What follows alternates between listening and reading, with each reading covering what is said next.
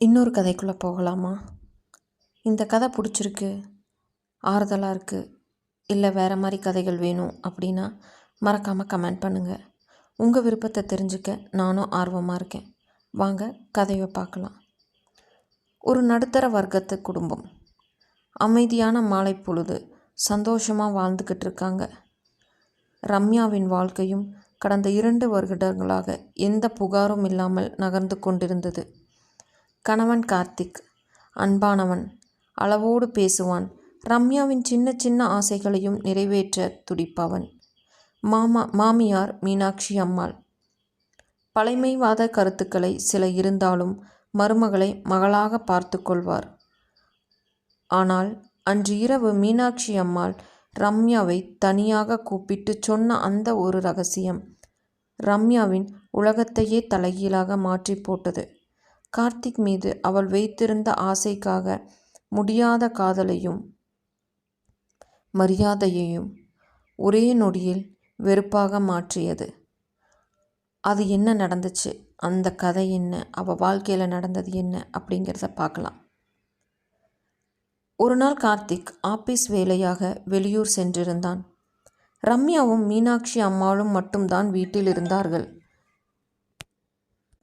இரவு உணவை முடித்துவிட்டு ரம்யா சமையலறையை ஒதுக்கி கொண்டிருந்தாள். ஹாலிலிருந்து மீனாட்சி அம்மாவின் குரல் கேட்டது. ரம்யா, கொஞ்சம் இங்கே வாயேம்மா, உன்கிட்ட ஒரு முக்கியமான விஷயம் பேசணும். வழக்கமான குரல்தான், ஆனால் அதில் ஏதோ ஒரு நடுக்கமும் தயக்கமும் கலந்திருப்பது போல ரம்யாவுக்கு தோன்றியது. கைகளை துடைத்து கொண்டே ஹாலுக்கு வந்தாள். என்ன அத்தை, உடம்பு எதுவும் சரியில்லையா? பால் சூடு பண்ணி தரவா என்று அக்கறையோடு கேட்டாள். அதெல்லாம் இல்லை ரம்யா, கதவை கொஞ்சம் பூட்டிட்டு ஜன்னலையும் சாத்திட்டு என் அறைக்கு வா என்றார் மீனாட்சி அம்மாள். ரம்யாவுக்கு லேசாக நெஞ்சு படபடத்தது. கார்த்திக் வீட்டில் இல்லாத நேரத்தில் அத்தை ஏன் இவ்வளவு ரகசியமாக பேசுகிறார்? ஏதோ பெரிய விஷயம் என்று மட்டும் அவளுக்கு புரிந்தது. மீனாட்சி அம்மாளின் அறைக்குள் ரம்யா நுழைந்தபோது அவர் கையில் ஒரு பழைய மரப்பெட்டியை வைத்து கொண்டிருந்தார். ரம்யாவை தனக்கு அருகில் அமர வைத்து கொண்டார். அவளுடைய கைகளை கோர்த்து பிடித்தபோது மீனாட்சி அம்மாளின் கைகள் நடுங்குவதை ரம்யா உணர்ந்தாள். ரம்யா, கார்த்திக்கை உனக்கு ரொம்ப பிடிக்கும் இல்ல? அவள் மேலே உனக்கு அழாதி அன்பு இருக்கு, நான் அறிவேன். ஆனால் நீ பார்க்கிற பழகிற கார்த்திக் வேற, அவனோட உண்மையான முகம் வேற என்று பீடிங்கை ஆரம்பித்தார். என்ன அத்தை சொல்கிறீங்க? கார்த்திக் தங்கம் மாதிரி மனுஷன்னு நீங்க தானே அடிக்கடி சொல்லுவீங்க, ரம்யா குழப்பத்துடன் கேட்டாள். மீனாட்சி அம்மாள் கண்களை துடைத்து கொண்டு அந்த மரப்பெட்டியை திறந்தார். அதனுள் சில பழைய டைரிகளும் சில மருத்துவ ஆவணங்களும் இருந்தன. இந்த உலகத்துக்கு கார்த்திக் ஒரு சாது, உனக்கு அன்பான கணவன். ஆனால் அவனோட கடந்த காலம், அவன் செஞ்ச ஒரு துரோகம் என் நெஞ்சை இன்னும் சுட்டுக்கிட்டே இருக்கு. இதை உன்கிட்ட சொல்லாமல் மறைச்சா நானும் அந்த பாவத்தில் பங்குதாரர் ஆகிடுவேன்னு பயமாக இருக்கு என்றார். மீனாட்சி அம்மாள் சொல்ல சொல்ல ரம்யாவின் காதுகளில் ஈயத்தை காய்ச்சி ஊற்றியது போல் இருந்தது. உனக்கு முன்னாடி கார்த்திக்கு நித்யான்னு ஒரு பொண்ணோட நிச்சயமாகி இருந்தது. அதை நாங்கள் உன்கிட்ட வர பார்க்கும் போதே சொன்னோம். அந்த பொண்ணுக்கு வேறு இடத்துல நல்ல வரன் அமைஞ்சதால் அந்த திருமணம் நின்றுடுச்சு என்று சொன்னேன். ஆனால் உண்மை அது இல்லை. நித்யாவும் கார்த்திக்கும் காலேஜில் இருந்தே காதலிச்சாங்க. கார்த்திக்கோட பிடிவாதத்துக்காக தான் நான் அந்த பெண்ணை மருமலாக ஏற்றுக்கொள்ள சம்மதிச்சேன். நிச்சயம் முடிஞ்ச சில மாதங்களில் நித்யாவோட குடும்பத்துக்கு ஒரு பெரிய பொருளாதார சரிவு ஏற்பட்டது. அவங்க அப்பா ஏமாற்றப்பட்டு மொத்த சொத்தையும் இழந்து நடுத்தெருவுக்கு வந்துட்டார். அந்த சமயத்தில் நித்யாவுக்கு கார்த்திக்கோட ஆறுதலும் ஆதரவும் ரொம்ப தேவைப்பட்டது. ஆனால் கார்த்திக் என்ன செஞ்சான் தெரியுமா? சொத்து இல்லாத ஒரு குடும்பத்தில் இருந்து வர்ற பொண்ணை கல்யாணம் பண்ணிக்கிட்டா தன் அந்தஸ்து குறைஞ்சிடும்னு நினைச்சான்.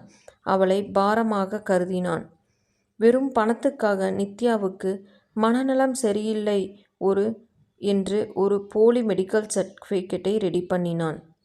அவளை ஒரு பைத்தியக்காரியைப் போல சித்தரித்து அந்த பழியை அவங்க குடும்பத்துக்கு மேலேயே போட்டுட்டு நிச்சயதார்த்தத்தை அதோட முறிச்சுக்கிட்டான். நித்யா கார்த்திக்கோட காலில் விழுந்து கெஞ்சினாள். எனக்கு உங்கள் பணம் வேண்டாம், உங்கள் அன்பு மட்டும் போதும் கார்த்திக். என்னை பைத்தியம்னு பழி சுமத்தாதீங்க என்று அழுது துடிச்சாள். ஆனால் கார்த்திக் கொஞ்சம் கூட இரக்கமே இல்லாமல் அவளை வீட்டை விட்டு துரத்தினான்.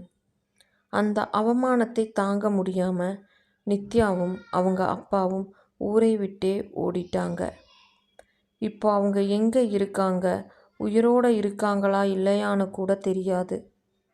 இந்த டைரியில் இருக்கிற எல்லாமே நித்யா கார்த்திக்கு எழுதின இரத்த கண்ணீர் கடிதங்கள்.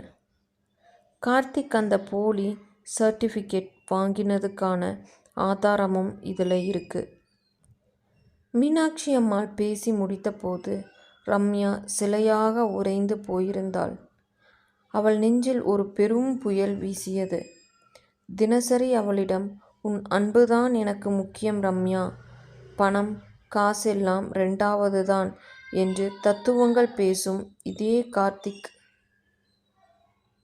ஒரு பெண்ணின் வாழ்க்கையையும் அவளது குடும்பத்தின் பணத்தையும் மானத்தையும் பணத்துக்காக இப்படி சீரழிப்பான்.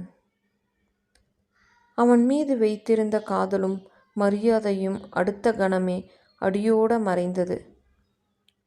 ஒரு கசப்பான வெறுப்பாக மாறியது. தன்னை தொட்டு அணைத்து கார்த்திக்கின் கைகள் ஒரு பாவமற்ற பெண்ணின் கண்ணீரும் சாபமும் படிந்திருப்பதை அவளால் கற்பனை செய்யக்கூட முடியவில்லை. அவளுக்கும் கார்த்திக்குக்கும் முகத்தை நினைத்து பார்க்கவே அருவருப்பாக இருந்தது. ஏன் அத்தை இதை என்கிட்ட இப்போ சொல்றீங்க?